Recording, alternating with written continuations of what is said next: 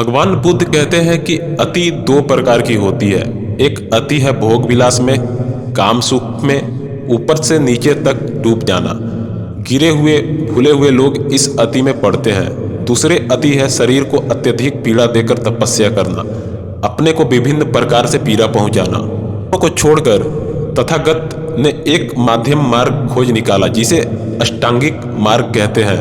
यह मार्ग शांति और ज्ञान और निर्वाण देने वाला है।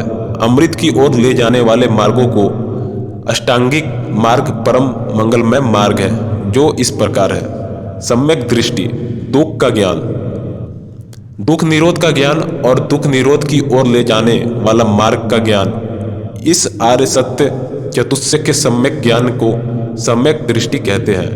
सम्यक संकल्प, निष्क्रमता संबंधी अर्थात अनासक्ति संबंधी संकल्प, अहिंसा संबंधी संकल्प और अद्रोह संबंधी संकल्प को सम्यक संकल्प कहते हैं। सम्यक वचन, असत्य वचन छोड़ना, पिसुन वचन अर्थात चुगलखोरी करना छोड़ना, कठोर वचन छोड़ना और बकवास छोड़ना सम्यक वचन है। सम्यक कर्मांत, प्राणी हिंसा से विरत होना, बिना दी हुई वस्तु न लेना और कामोपभोग के मिथ्याचार दुराचार से विरत होना ही सम्यक कर्मांत है। सम्यक आजीविका से मिथ्या साधनों को छोड़कर अच्छी सच्ची आजीविका से जीवन व्यतीत करना सम्यक आजीव है। सम्यक व्यायाम, अकुशल धर्म अर्थात पाप उत्पन्न न हो देने वाले निश्चय करना, परिश्रम करना, उद्योग करना, चित्त को पकड़ना, रोकना तथा कुशल धर्म अर्थात सत्य कर्म की उत्पत्ति, स्थिति, विपुलता और परिपूर्णता के लिए उद्योग आदि करना ही सम्यक व्यायाम है।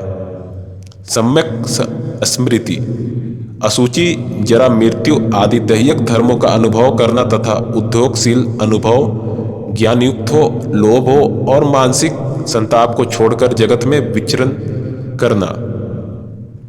सम्यक समाधि, कुशल धर्मों अर्थात सन्मन वृत्तियों में समाधान रखना ही सम्यक समाधि है। इस सम्यक समाधि में प्रथम, द्वितीय, तृतीय और ध्यान रूपी 4 सीढ़ियां हैं। पहले ध्यान में वितर्क और विचार का लोप हो जाता है।